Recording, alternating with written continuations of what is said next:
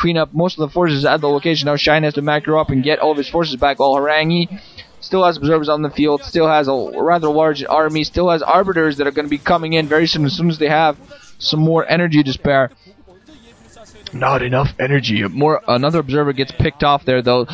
A decent number of science vessels out for Shine. It was too bad for him that he didn't have a science vessel at position to EMP the arbiter just before it came in, because that would have totally prevented recall. Horang2, I think at this point already is at 12 gateways, just doing as much as he can. Shine has not established his mineral only, still mining mostly on the lower right side. Has his main, I'm not quite sure if that's still mining though, has his natural expansion, which is mining, well, was mining.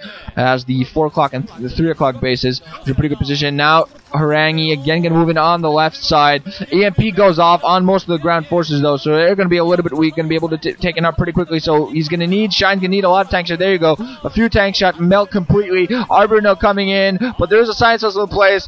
Also EMPs the Arbiter before it manages to do any sort of stasis. 2 science vessels in position. Now these Dragoons are going to be able to force to run off. Horang2 now looking a little bit worried as Dragoons also surround them, put down mines everywhere. Another observer being lost due to Goliath. Still one more observer there in position. That is not going to fly away, also going to lose its life. So now this time Shine actually does a pretty good job of holding. Arbiter going to be forced back. Still some Dragoons there, but actually this Arbiter might get surrounded. Probably does not have the energy. A lot of vultures lose their lives, probably due to a friendly mine. But most of the Dragoons now, all of the Dragoons in fact, have been killed off. The one Arbiter is still in position, and another forced with an Arbiter to support moving in. So the science also have to be in position to EMP that as soon as that happens. That one Arbiter that's flying close to the forces does not have the energy to do anything. It's just going to take some pot shots. No Goliaths in place, but as soon as they come there, that one force is going to die fairly quickly. A lot of mines be cleared off. EMP goes off on the Arbiter again. A useless Arbiter coming in. 2 Arbiters with no energy. I think one Arbiter actually has what it takes for a stasis. Not quite sure though. Yeah, one stasis goes off. Hits 5 tanks. Or 4, yeah, 5 hits 5 tanks. That's going to be it. Didn't manage to catch one Arbiter, one of those forces. That's going to be it. That's going to be over. Shine going to completely lose all those forces. It's going to be insane.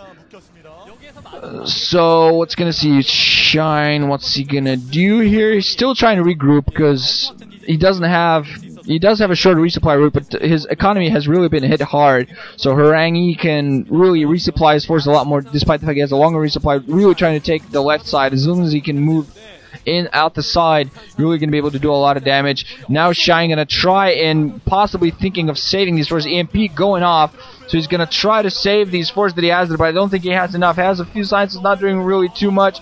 Those tanks trying to take those out as well as they can, and as soon as all those tanks unstasis, all get taken out, and a storm coming off, and that's going to clean this up completely. Shine now several times has lost too many forces, a lot more forces than he can afford to lose, really, and that's not helping him at all. Horang2 still mining a lot. Has established the 9 o'clock position, now just really economically ahead immensely, so going to be able to really take advantage here, and still has a huge army down in the field. Give me a second, I was going to take a sip of something. Something non-alcoholic. Drinking while commentating is a bad idea.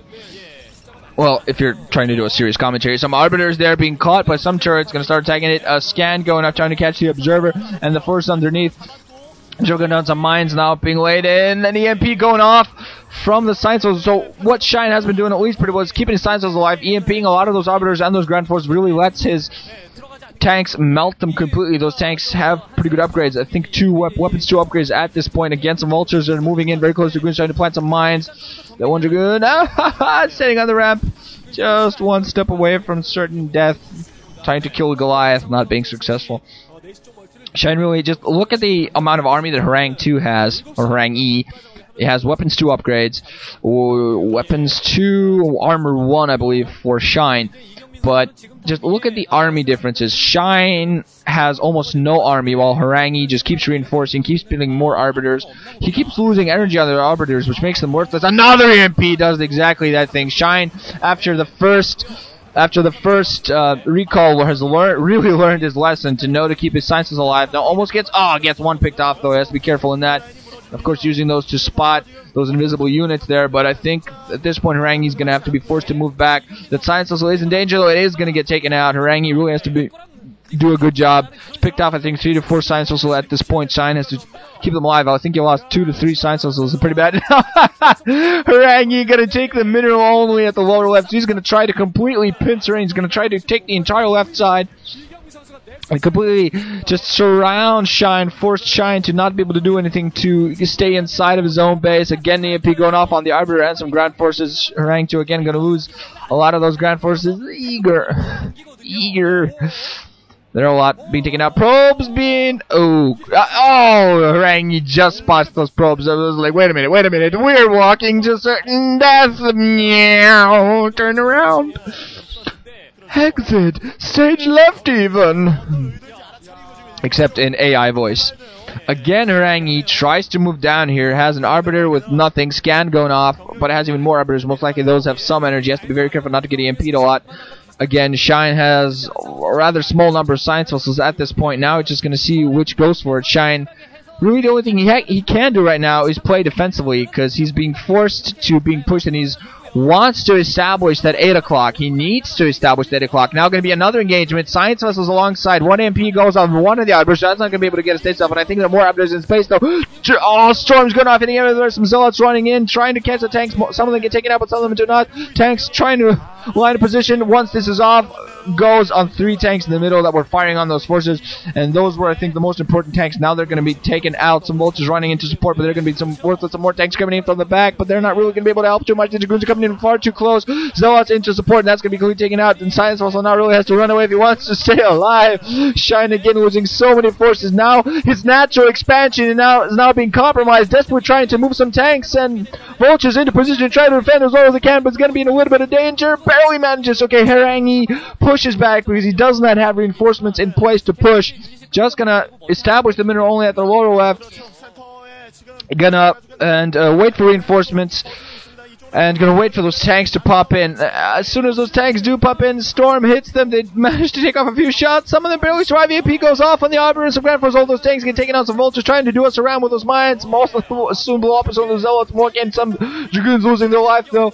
I think as soon as Horang2 establishes the lower left, which he has already fully established now that I think about it, he's going to be able to possibly even mine out the minerals at Shine's base and possibly even try to move forces in that way. Going to try to surprise and go, a really good idea is always to go for 2 fronts.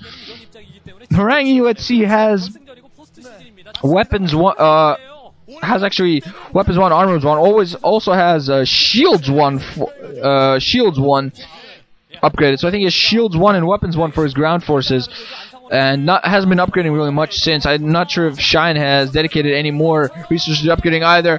Some more Arbiters gonna come in. Just stasis. If one stasis gets 2 tanks, the other stasis gets only 1 tank. So those could have done a better stasis, but I think this is gonna afford him enough to run in with Dragoons and Zealots. Gonna suicide and just there we go. There are the stasises. Oh, where were those before? 1 stasis catches 4 units there. Storms going off on all the forces. Observers lose their life, but storms everywhere. Horang2 and finally hitting some decent forces with those storm scans going off for Shine, trying to catch some Dragoons and Zealots off guard. All the High Templars morphing into Archons, but I think they're not going to be able to manage too much mines. Taking out some tanks.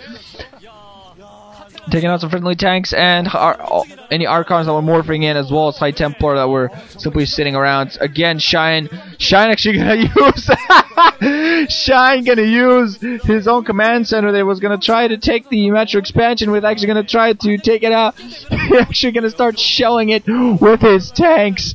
Some Dragoon that was trying to defend, but the Arbiters now are in position to do so. But the Nexus goes down.